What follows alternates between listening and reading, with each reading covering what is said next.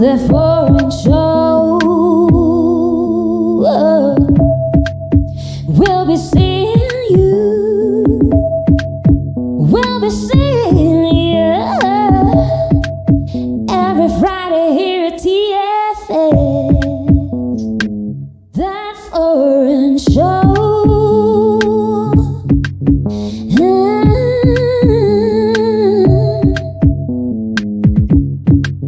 We'll be seeing you.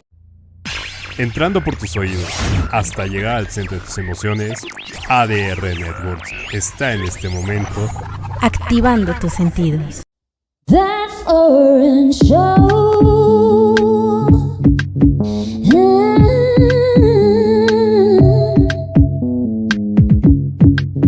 We'll be seeing you on that foreign show. We'll be seeing you. We'll be seeing you every Friday here at TFS. That foreign show.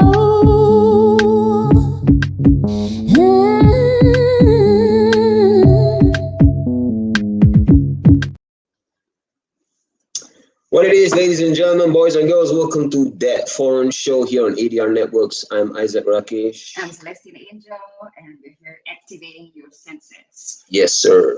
So right now we're going to do the segment That Insider, and we have a school, a Kung Fu school to talk about. So all of you out there that came to Mexico and was thinking, okay, like I want to learn Kung Fu, like I want to learn with like people who know their shit.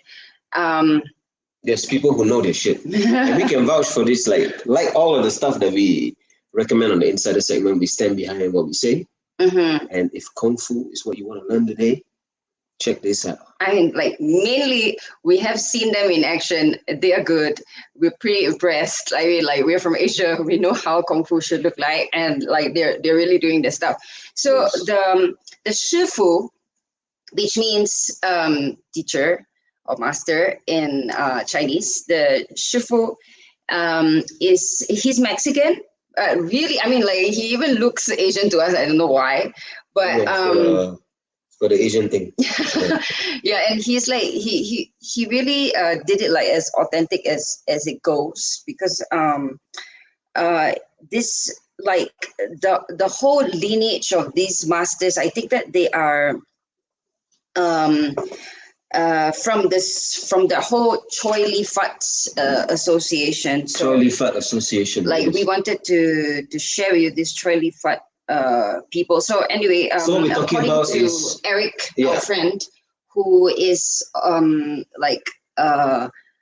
of the disciples of the Shifu that we're talking about. Yes, that's what I was going to say, that we have this school is actually done with a proper traditional system. It has been passed down from one generation to another, So right now we're on generation 5. Mm-hmm. And so what this means is that if you go there and you learn Kung Fu, you have an unbroken kind of contact with the founders of this school. And they actually learn a few things, you can actually engage a few things when you go to the Chan family or the Choi Li Fat Kung Fu and Lohan Qigong school. Lohan Qigong. Lohan is a fish, right? Yeah, I didn't realize it's called Lohan Qigong. Okay. And Qigong is it's like Kung Fu, right? It's like another using your Qi, playing your Qi. Mm-hmm. And then I mean, for those of you that they're not very familiar with this kind of martial arts stuff, there are different animal techniques. And yes, they're kind of imitating the animals, but it's also more of a kind of, you're kind of simplifying your technique in a way. So that is where I guess some of this power comes from. Like, for example, snake technique. Yes, you imitating the snake, but you're kind of trying to capture the essence of the snake in your Kung Fu. So with the Lohan Qigong, I'm guessing, right, that's what they do with the Lohan as an inspiration. Yeah, it could be like a fish technique or something. Fish Yeah, technique. yeah. So it's really We interesting. should We find should- out this information from Eric like the next time we see him. Yeah, we're gonna get Eric on the show. So again. talking about Eric, he's a disciple of the Shifu of the school, but he was telling me that he's going to be opening his own school in maybe sometime in May. He's not absolutely sure yet. But like meanwhile, like going to this school is definitely very good for you if you're interested to learn Kung Fu. Yes. Eric speaks English, so for those of you out there needing some help with Spanish and all that, Eric is there. You can contact them on Instagram. Is Choi Lee Fut. Like if you guys in production could put up the Instagram page for Choi Lee Fut, that would be great. If not, we will put it up also on the Facebook link. So you go on the Instagram page, you can actually check out all the stuff over there. You can find out who Eric is that we're talking about, and you can also check out their lion dance scene, because the Qigong or the Kung Fu isn't the only thing that they do. Thank you so much. Thank you, guys. So that is the Instagram page. Yes, sir. Yes, sir. Choi Lee Fut. You can Choi Lee contact Fut MX. them there. They are seriously authentic. Seriously authentic, and plus we've even used their services to kind of Carrick kind of had a thing with his shoulder, and we kind of went in for some rehab, you know. Yeah, that was of course for the not the Kung Fu side, but the physiotherapy. You know, the Chinese physiotherapy thing is really something. Yes. And like Eric was mentioning to us, to basically say like on their website, which is choilifut.org, you can actually see how global the style is, how traditional it is. So you want to find more information, go to their website, which I'm sure is also it's not written in the Instagram page, but it's choilifut.org. Yep. And yeah, basically that's about it. And like sometimes they have performances and all that. You just missed last week's one. We were actually supposed to introduce this last week, but we had to postpone because a guest canceled last minute. But like they will have performances. Just watch out for this page. And if you're interested in Kung Fu, seriously, this is the recommendation. And we're from Asia, we know what we're talking about. Yeah, that insider. Yes, sir. All right, the Chan family system of Kung Fu. Check it out. Comes highly recommended. And yes, y'all. So is our guest already waiting? I assume he's backstage. Today's guest, ladies and gentlemen. Oh wait, we haven't given him the link. Is Super DJ Ski High. All right, DJ Ski High. He's an emerging DJ, very plugged into the scene, and we want to talk to him about that, about music, about the scene, about what's going on, about his story, where he's from. He's going to share all this stuff. I think he's backstage. Yeah, so DJ Ski High. We're gonna check with him, like call him Ski High or Ski He, or how does it work? I'm guessing it's Ski High, you know. So Ski High. I don't know, but Ski High is going to be joining us. His little kid is probably going to be in the background because he couldn't get someone to take care of him today at this hour. But like we welcome that. We want to know what it's like with his kid too. But mainly we are going to talk about this whole pop-up club scene. Yes. Which has boomed in the recent years in Mexico City. And this is also a global phenomenon. Like in all the major cities around the world, the pop-up club scene has really like come into play. And like the interesting part for us in Mexico is that, you know, of course here, a lot of foreigners actually came to Mexico to experience the Latin dance, you know, of course it's a big thing. And like salsa, bachata and all that. Coming here, you can really explore it and go out dancing every day. There's always something going on. Like we have a lot of good friends who like they like really into Latin dance and very good at it. And like Yes. they go out every night. Their clubbing is Latin music basically. And but recently the pop-up clubs started, and it's dance hall, hip hop, Afrobeats, which is like really fun for us because that's what we like jive to. That's our thing. So TFS family, if you're a foreigner in Mexico, if you're in Mexico, you can go check out these pop-up clubs, and there are a lot of these events coming up here and there, you know, right? Or once almost every 2 weeks, something like once almost every 2 weeks or something like that. We actually see an event here and there, you know, and we're very interested in this also because we do music, all right? Yes, of course. And we are actually we like doing this kind of music because yes, we want music. Like, I mean, we are actually at the moment composing music that we can dance to, which is in Yes. these genres.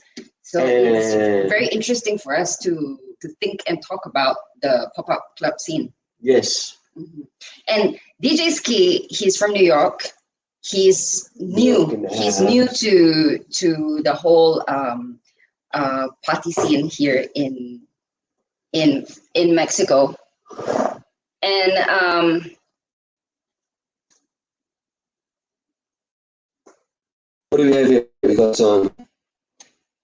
I don't We got some understand. messages. Yeah. Oh, here we go. Here we go. Yes, sir. Yes, Hey, sir. Steve. New York in the house. Thank you Hello. for joining us.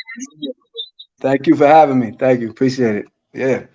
Brother. What's up? So- What's good? What's going on? What's going on? Talk to me. Big up that foreign show. So yeah, we welcome, are actually meeting Ski for the first time online actually, but we are going to work together like soon, Yes. doing a collab. Before we get into that, I want to get into this. Ski high. Is that how we? Oh yeah, please. Is that how you like to? Ski High. Yeah, that's the full name. But Ski works. A lot of people in Mexico call me Sky. I guess they don't realize the I would be pronounced E. It's not really. It's not the same in Spanish. So a lot of people call me Sky. But yes, Ski High. But Ski High. it really doesn't matter. Call me whatever So you want. As long as you don't call me whack, we good. Or ski he? Do you get ski he a lot? Yeah, I've gotten that. Yep. You're I've cool. gotten You're it. cool with it anyway, right? To say it. Yeah. Can I curse on this program or Yeah, no? man. No problem. Yeah, no Yeah, problem. we No curse. Cool. We love the Yeah. cursing. I wasn't sure. I don't know if it's family. I don't want it. If it's G-rated, then I won't curse. But yeah. Yeah, so far so good. Nobody like got on us for cursing or anything. So yeah. If you're on the show, you are family, so you can curse. Cool. So yeah, call me whatever you want. I don't give a shit. That would start like that. That's how we like to start this episode. So you're from New York, right? Because I'm hearing your accent, and actually it sounds completely like some of our friends, but from Jersey. Which part? Can you get into that, brother? Tell us your story and. Hold up one second. You said I sound like I'm from Jersey? Is that what you said? Yeah, is it like Jersey? Yeah. Oh man. Disrespect. We start with the disrespect early on this program, huh? Okay, so it's like really representing like you. Let's see. Let's see what's gonna happen. All right, man. Yo. Like Jersey. Yeah. Oh man. I guess you could have said Staten Island. That might have been worse, but hey, all right. So yeah, I mean, we have not like been to New York or like we lived in like Washington for a while, not Washington DC, Washington State. So yeah, we don't know much about the US. Yeah, honestly, bro, we wouldn't be able to tell. Yeah, like Jersey cat from you know. Yeah, Bronx cat. I mean, Singapore is very. Well, that makes sense. Really, you have not been to many parts of US? Nah, I don't know much about the U.S. either. I know about New York and parts of the new Northeast, and that's about it. So I know Jersey though. I definitely don't have a Jersey accent. So yeah, but Okay. Jersey is kind of like Jersey's like a distant cousin of New York, you know. So I'll take it. Yeah, that's what I was thinking. So your accent being similar wouldn't be too weird, right? Yeah, it wouldn't be weird. No, I'm just messing with you. I'm just messing with you. Thank you. Okay, well, How do you know what a Jersey accent is? Just from watching The Sopranos or something like that, or what is it? no, like I said, we have a couple of friends here, and their accent is very similar to us. Shout out to Tony Brown and Chris. Yeah. Okay, big up Jersey, man. I got love for Jersey too, man. I'm just playing around with all the Jersey cats. Nothing but love for Jersey.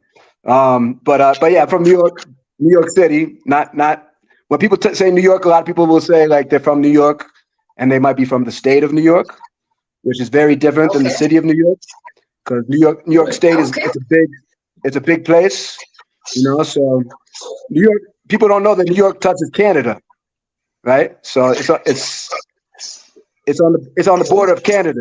You know, the state of New York is big. The city of New York is very small. So you know what I mean? Well, yeah. And you guys are both from Singapore.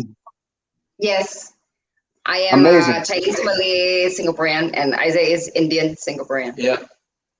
Indian Singaporean, and you said Chinese Singaporean. That's what you call yourself. I'm Chinese and Malay, and then we have different races in Singapore, and like I'm a mix of Chinese and Malay, and Isaac is Indian. Yes, it's like a hybrid race. Yeah. Wow. That's cool. Okay. I know. Brother. Good. Yeah. Where in New York you actually from? I was born in a neighborhood called Washington Heights, uptown Manhattan, and that's like back in the day. I'm an old school, but back in the day it was just called Harlem. So you might better know it like that. And then raised downtown between Chelsea and Lower East Side.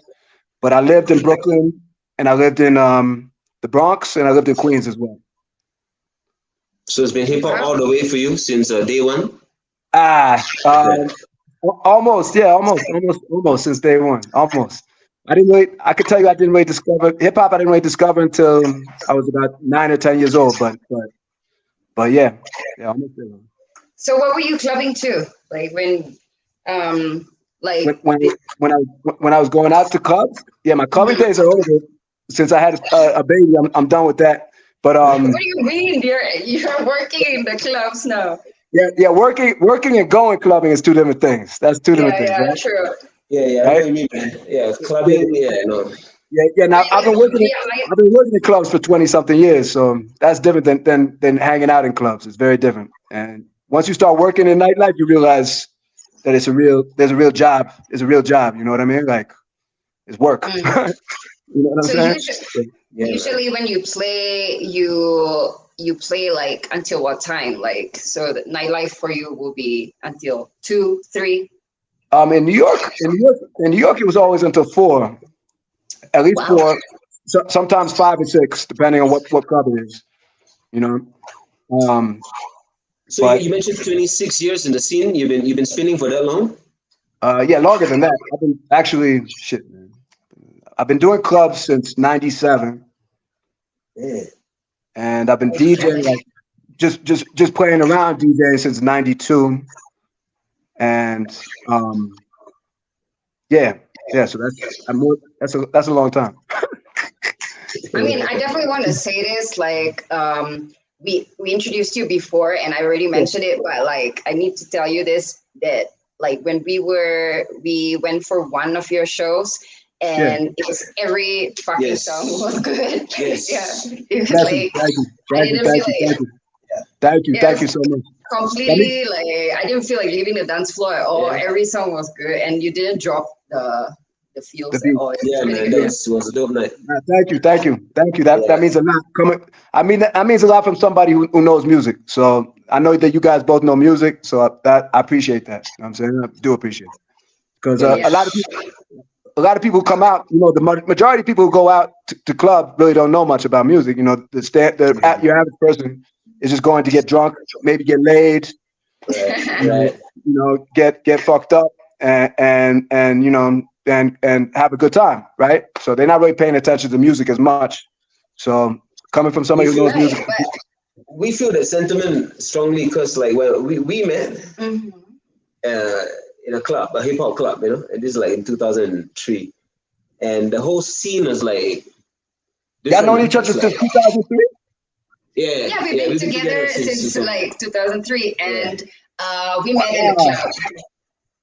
Wow. And when we met, it was hip hop was underground in Singapore. It was not yet commercial, and everybody could dance in the club. If you're in a club, you need to have moves. So you're gonna be like kind of. It was very fun. Swept out of the dance floor, right? Yeah, and it was like Singapore. Everybody was there. Like it's like that all the time. Like even now, like the Americans, the Italians, the French, everybody were in Singapore, and it was always very international and cool. That's very cool. That's very cool. And do you remember what song you guys met to? What you guys were dancing to? Some of our songs would be like "I Need a Girl" Part 2. It's Bad Boy Days, no PDD, Shiny Suit, PDD, Shiny Suit era, man. So you said I Need a Girl. What Usher and Diddy? Is that Pop Daddy? Yeah, PDD. Yeah, PDD. I Need a Girl. Genuine. Those kind of vibes. And like Mario. Yeah. I saw you singing Mario. You killed that a remix. You were doing it. You did your own version. Yeah. Like we were just like celebrating like being together for so long and like the songs from that. But time. it's so interesting. I mean, like that time we talk about, like, for example, that time and like just perception and I remember at that time it was like whenever a music video dropped, it was like such a big deal. Yeah, it's such a big deal. Yeah, and everybody would learn the moves. And it's like, whoa, catching it on TV is like and now it's just a different. It's just so different, right? It's almost like being artists is like our responsibility to keep that pain alive. You know what I mean? You know what I mean? Yeah. I feel a responsibility as a DJ. I feel like a teacher many times because I feel like a lot of people have dropped the ball along the way. Where the younger generation just doesn't know about the music the way we used to. You know what I'm saying? I mean, part of it is the internet. And I think just accessibility to music is so crazy. Where back in the day, you were just saying it was the underground, and you kind of had to you really had to go crazy in order. People would go crazy when a video dropped or a certain song dropped. And now it's just everything is everywhere, so it's very difficult to kind of. I think it's just a different mindset, But it's really exciting also. Like this time, right? It's almost like, keeping the art alive is like an art in itself, Yeah, and that's why, the pop-up club scene right now is very interesting to us because it feels Super like exciting. a revival of that, the time when we were clubbing, because it has the same vibe, like a bit dirtier, and like. Yeah. Post that era of our clubbing time, it got so posh in Singapore. I mean, I don't know about the rest of the world, but Singapore is a huge clubbing zone. And everybody was just like taking selfies and like very posh. It was so glam, and I didn't enjoy clubbing like that. It was boring. Posh, safe, and clean. Bottle service. The bottle service killed the clubs. It killed the clubs. Yep. All the bros. That's why I want to know. And that's an interesting point. Sorry to cut you off. Yeah. But I just saw this other thing about this short video. This person saying how, like, I don't know, maybe 15 years ago, you would actually see people kind of sitting outside of their houses and hanging out and kind of talking to the neighbors and stuff. And then this kind of natural communities, And in now, I mean, Mexico? Actually in the US, but in Mexico also. But then post-COVID, like some of these things are no longer there, like this kind of like, because people are just kind of like, okay, just in their own houses. They're not really hanging out and mixing with each other. But being in Mexico and with these pop-up clubs and with this new kind of like culture or these new things that are coming up, we actually see a kind of a change. Like, for example, people are kind of wanting to party hard, post-COVID, because there's this kind of like, just kind of like, like. I mean, Mexico likes to party anyway. Yeah, like, Mexico, everyone's like just waiting for an excuse to party. Yeah. I agree. But like you were saying that, like some people don't like who just go out to club, but they don't really know music and all that. So like, what do you think about the people that are going to these pop-up clubs right now? Do you like? I feel like they are different. They're a whole different brand of people. Like they know the music. They are very into the music. Yeah. How do you feel? I mean, the pop-up club phenomenon, you actually introduced me to that word. I didn't even know about it. So you were doing exactly that when we met you. Was that a pop-up club? Is that what that was? I don't know. Yeah, I mean, I will agree with you that I think I see a certain energy that didn't exist just pre-COVID. I just see people so happy and so fulfilled just to be interacting and being able to get down, yeah, there's definitely a different feeling.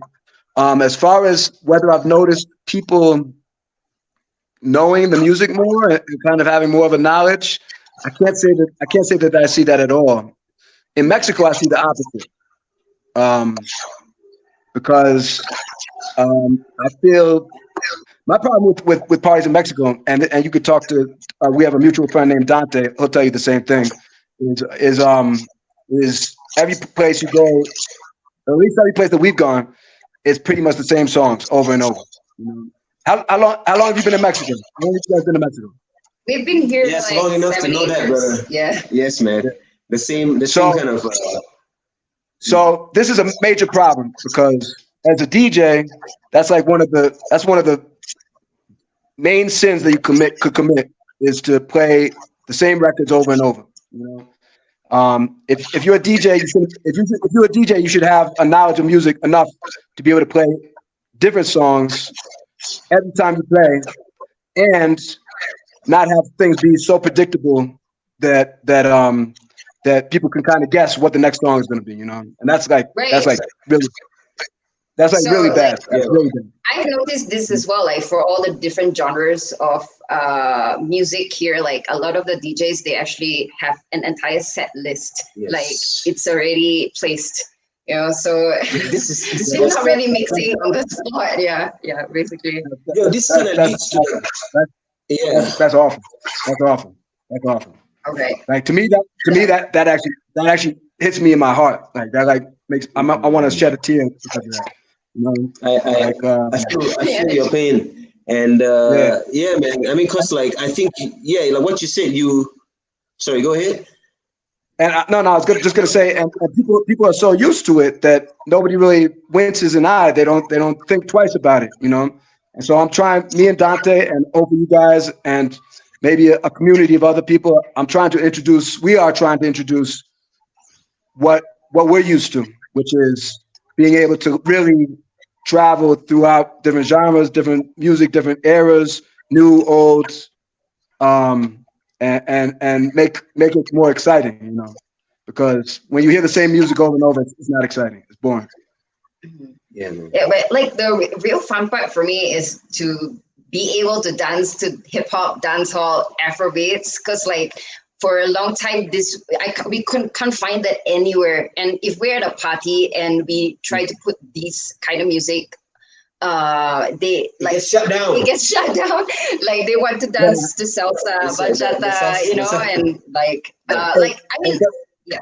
Let me stop you real quick. I have nothing at all against salsa, bachata, reggaeton, cumbia. I love all of that. I love all of that music. I did a party last week. What's up, Kubi? That's my little boy over there. Sorry. Say what's up. Oh, hey, hello. Oh, cutie. Hello. Hi. All right. Just be quiet for a second. All right. Sorry about What's that. His name? His name is Gooby. Say what's up. Gooby. Say what's up. Gooby. Hey, Gooby. Yeah. Hi, Gooby. It's short for Goobija. So like I did it all. Okay, you gotta be quiet though, okay? I did an all salsa cumbia party last Saturday, and I love it. I love playing salsa. I love playing cumbia.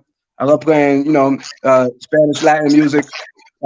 But I'm not playing the same exact records that everybody else plays. You know, you got to be able to move around a little bit and show people that you know the music.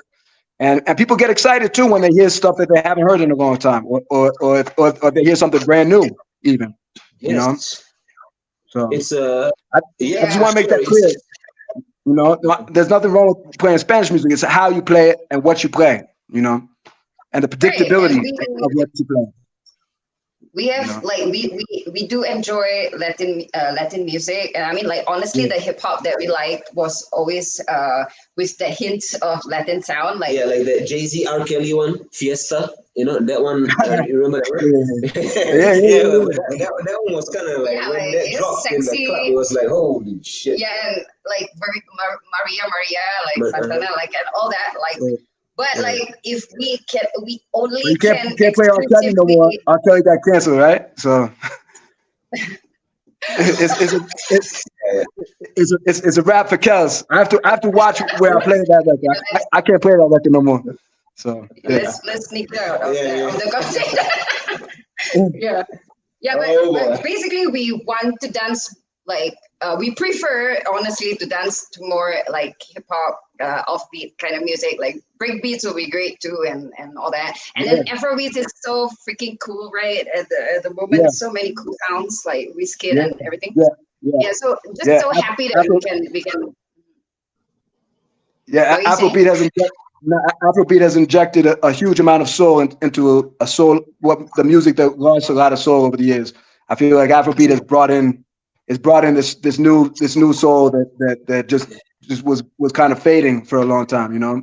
So for real, man, I really feel that, because like when you drop an Afrobeat song, like the last one of the last parties, when the song comes on, it's like this almost like, oh, we're doing this tribal thing, you know, this feeling of just like, fuck whatever genre or whatever you're talking about, just feel the music kind of thing. And Afrobeats has that kind of power.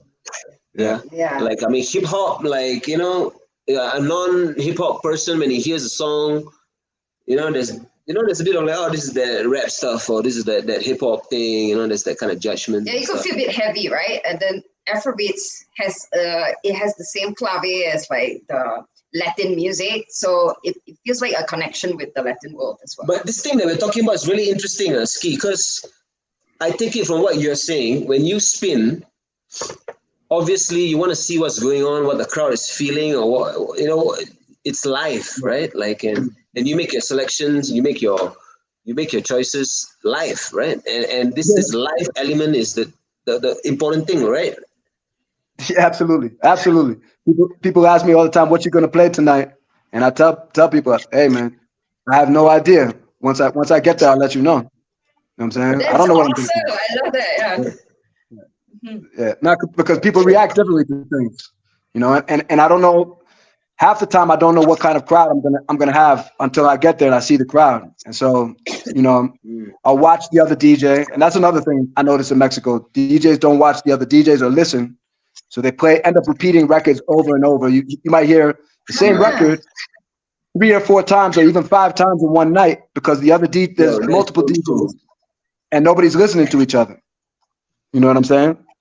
Right. So that's like a big part of your job, is to listen. You got to listen. You got ears to listen.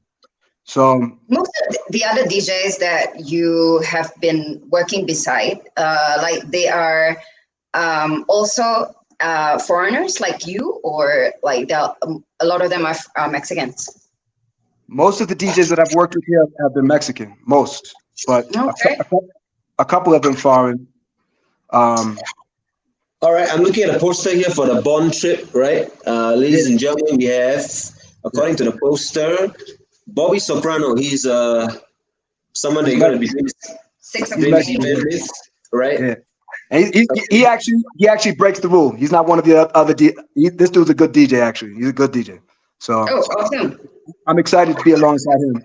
I didn't send you the flyer for the thing I'm doing this weekend, because there's a bunch of DJs that I know for a fact are going to be playing exactly the same record. So I'm not even going to promote that. Okay, but let's tell people about that, like just briefly. So DJ Ski will be playing tomorrow, right? 29th. Yeah. I'm going to be playing tomorrow someplace. I don't even know where, but that's another problem. Yeah. Someplace Is it like on your social media? Like, can they find it? Yeah, it's on my social media. It's in the Centro, and it's gonna be tomorrow night.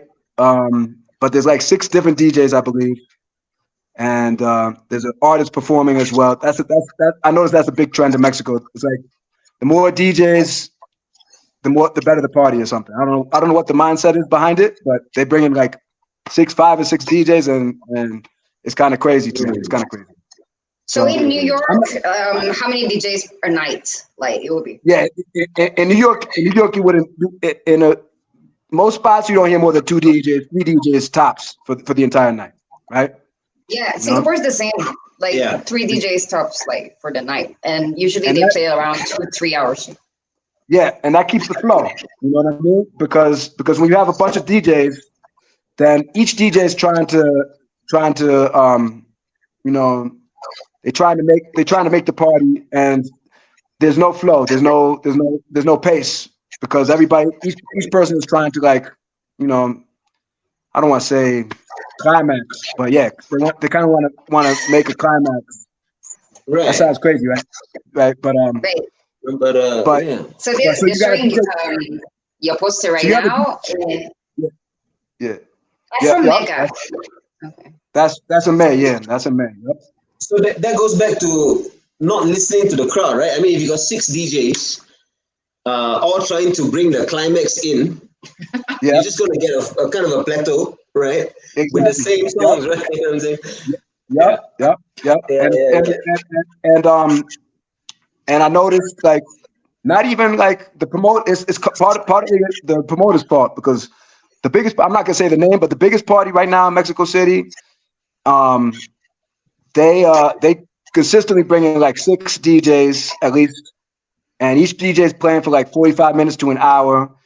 They all trying to blow their, they're all like trying to outdo each other. So like, there's a DJ at 10 o'clock playing like crazy up tempo joints, and and it don't make any sense. You know what I'm saying? Like, it just doesn't add up. It doesn't compute in terms of how you want a party to progress. You know what I mean? So usually, like, so you play most of the time dancehall, Afrobeats, hip hop, right? Is it most of the time? Here in Mexico City, I've been playing almost no hip hop because nobody understands it.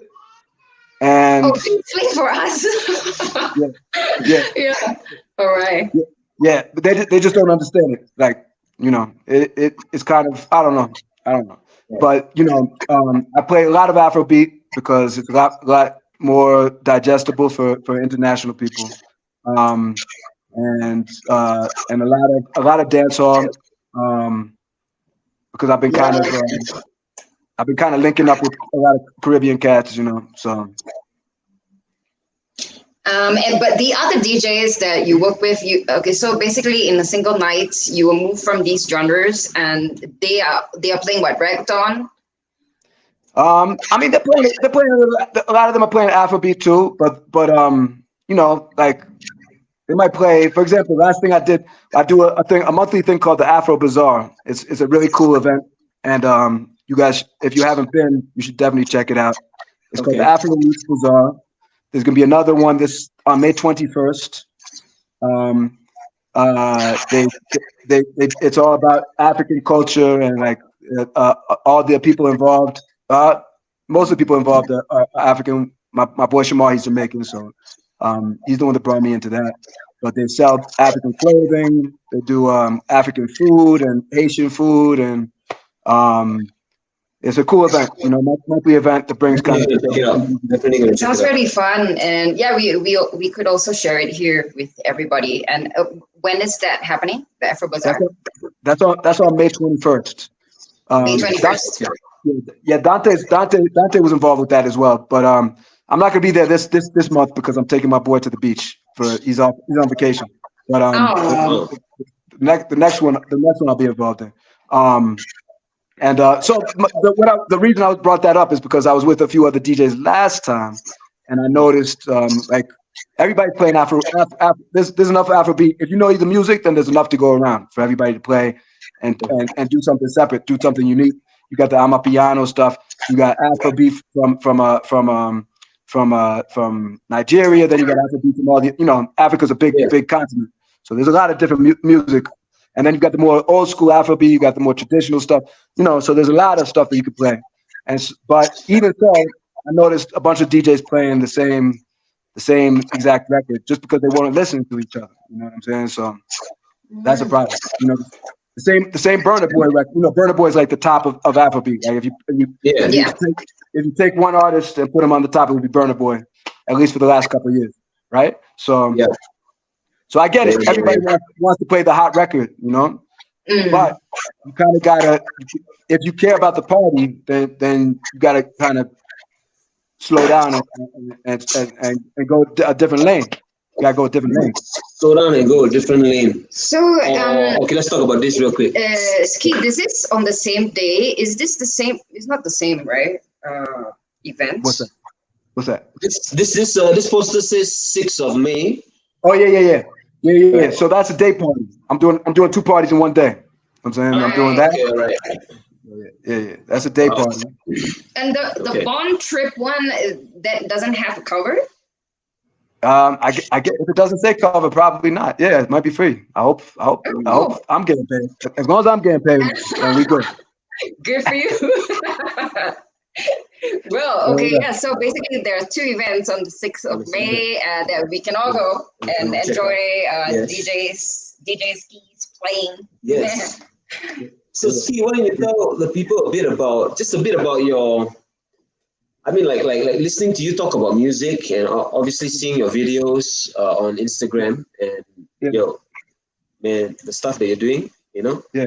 It's easy to see, it's easy to see your love, your passion, and your skill. So what is it? What is it? What has been the kind of like the driving force, for you in your music journey that you would say? Driving force. My family, all my family, they're musically inclined. My parents, my grandparents all played instruments. And I've just been around music since out the womb. Wow, can you tell us a bit about that? Like your grandparents, like what? How? In what sense? Yeah, my grandmother played the piano. She played big concerts back in the day. Oh, wow. In New York. My uncle, my father played the piano. My uncle was like a professional accordionist. Played the accordion. Wow. All my brothers and sisters play instruments. I've been around music, and then just growing up in New York, all my neighbors used to blast different. You got the Puerto Ricans upstairs playing salsa. You got the Jamaicans next door playing reggae. You got the people playing hip hop. The kids in the street are playing hip hop. You know what I mean? So. And growing up in New York is like, I mean, a lot of people have mentioned how amazing it is in New York. So growing up in New York must be quite something. It must have been, I mean, I can't even what decades we talking about, bro? It 80s? Was. Yeah, we're talking about the 80s and 90s. It was. I don't know how it is today because New York's changed a lot. A lot of gentrification and a lot of people a lot of people I grew up with were pushed out over the years. So it's not quite the same. But I'm sure there's still certain neighborhoods where the music is crazy. But that's the thing in New York, music is number one. Like everybody knows music. Everybody. Doesn't matter who you are. You grow up in New York, you know music because you're just surrounded. Summertime in New York, everybody had their ghetto blaster, their boombox. Everybody had their Jeep stereo. You hear different beats coming out of every Jeep, every car back in the day, every truck. And so So it's like it's the culture, man. It's part of the culture. Right? And I mean, I was just gonna ask you, what do you think that is? And then I got this flashback to that time you were talking about in 2000s, right?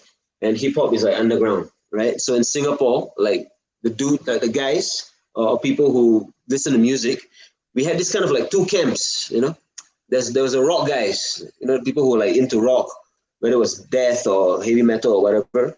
And then the hip hop was kind of underground. And the thing is, when you look at what is it that kind of formed these two groups, it's really like vibes, bro. It's like the hip hop vibe has always been that kind of like that New York thing, that kind of like, no, you know what? It doesn't matter what the fuck is going on, we're gonna make it, you know. And even if you don't make it, we're gonna make it. That kind of vibe, you know. And for myself personally, that was kind of what attracted me to hip hop, just naturally, you know. Right. And I mean, the first record that kind of really blew my mind, actually, funny enough, is a Snoop Dogg record. It's called Wolf on the Masterpiece when he was on The Game Is to Be Sold, Not to Be Told, you know? the one with that crazy CDs.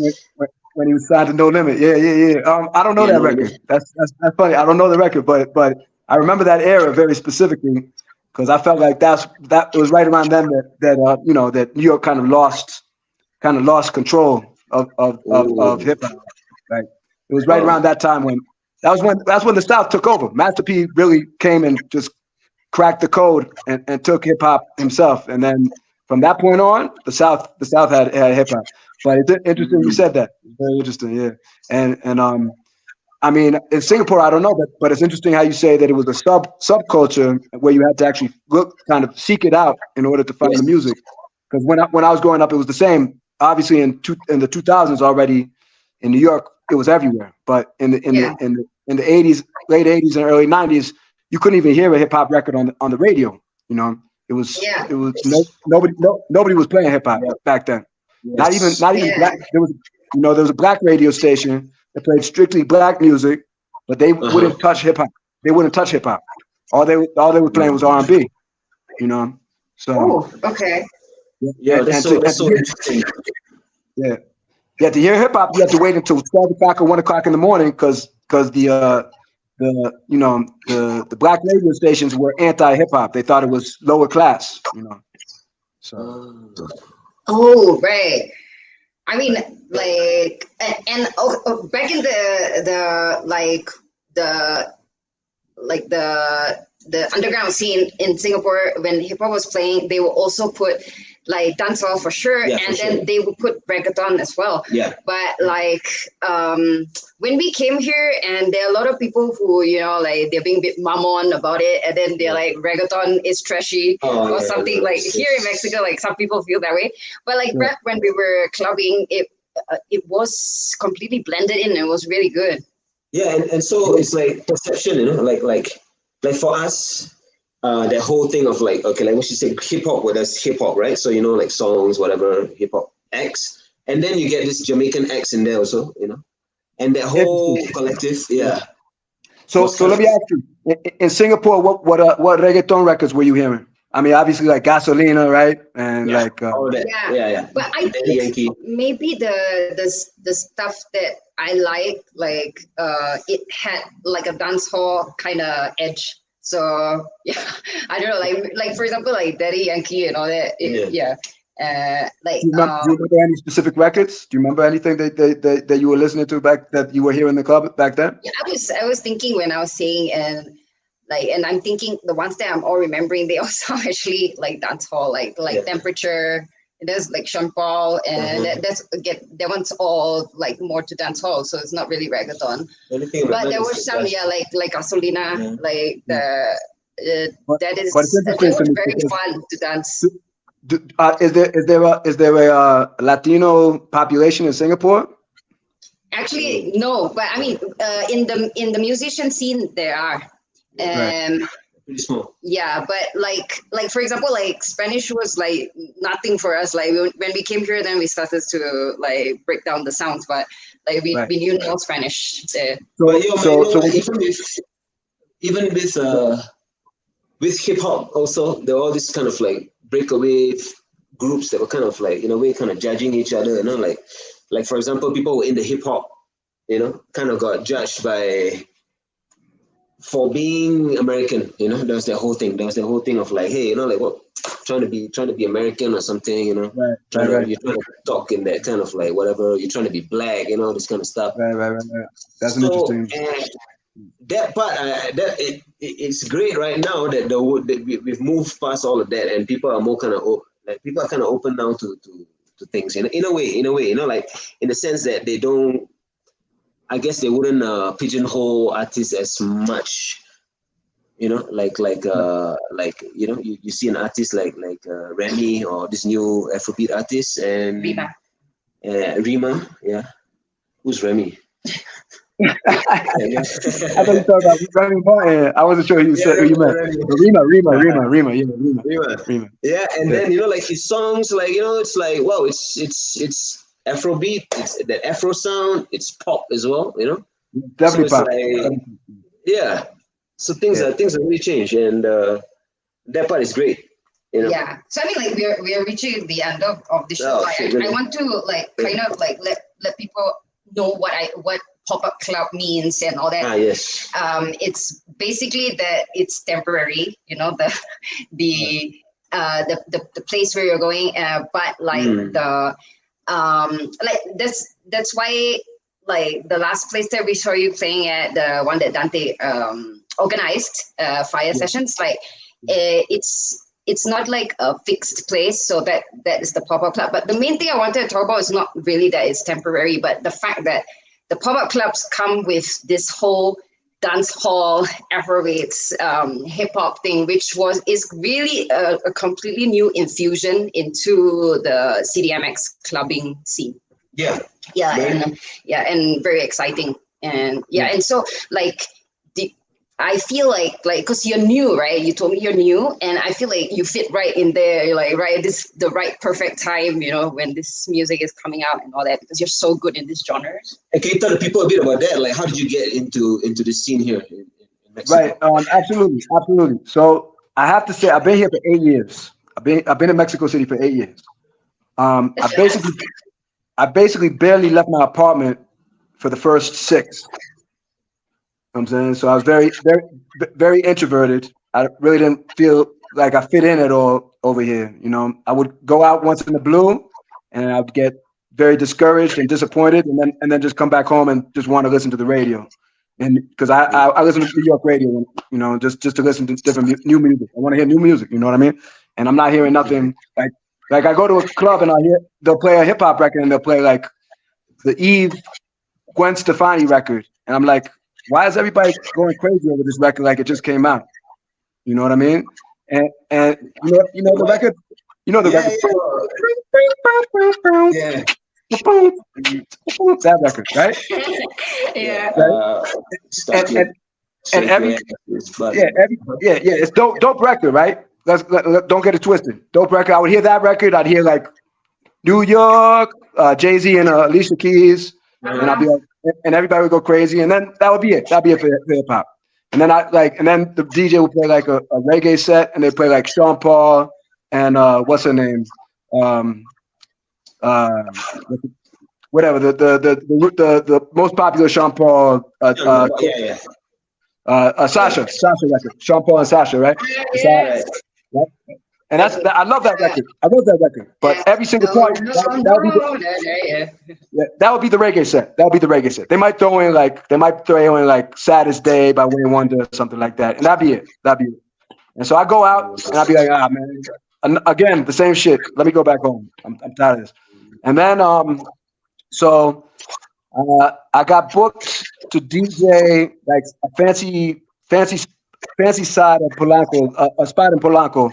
This steakhouse, and I met 2 other DJs there because they would rotate different DJs every week. So I was there, then this other DJ would be there, then this other DJ, and I met 2 other dudes, and their names were Aztec and Panda, and both of them, when I went to check their parties, I was like, oh, these dudes are actually they could actually play. You know what I mean? So that gave me a little bit of inspiration, and then Panda. He started booking me because he's got a nice network. He started booking me to do gigs. I did a party last year on Álvaro Obregón in La Roma, a hip hop party. He wanted me to play straight up hip hop. So I was like, cool, man, that would be great. I would love that. Let's see what happens. Okay. The party didn't go very well. Not too many people showed up. But from there, I ran into somebody that Shamar. His name is Shamar, Jamaican cat from Brooklyn. He's from Brooklyn, and he's the one that introduced me to the Afro Bazaar because that's kind of his thing, his event. Okay. And from there, I started doing that party monthly. I met Dante and a couple other cats. And then I started getting that's what kind of started propelling me more and more to get into the scene, because everybody was like, damn, man, where have you been all this time? You know, we've been wanting to hear reggae and dancehall and hip hop, and you know, so we kind of it was a coincidental fusion, you know. And then from Dante, I met you guys. Okay? Right. Fire. Yeah, so like we need to end already. We had such a good time talking to you, and we're really looking forward to our collaboration. It's going to be so fun. Very interesting, bro. Stuff that you're talking about, and the things that you mentioned, and being a DJ, and the kind of importance that you place on the art and music. People are gonna want to come and check out your set for sure, man. And, I appreciate it. Like we would love to chat more. Like I have a lot of stuff there. I want to share with you. Yes. So we should hang out soon for sure. Yep. I'm with it. You let me know. I might have to bring my boy with me. So maybe not in a bar, but say peace. Say peace. Peace. Yeah, there you go. Well, guys, ladies and gentlemen, thank you for joining us. This episode, very exciting. Music. Art, hip hop, love, vibes. Thank you very much. My name is Isaac Rakesh. I'm Celestine Angel, and we have DJ Ski High with us. In the house. Signing out, activating your senses. Yeah. Thank you to all who joined us here on That Foreign Show. It's been awesome. I'm Celestine Angel. And I'm Isaac Crouch, and we'll see you next Friday. Have a great weekend, y'all.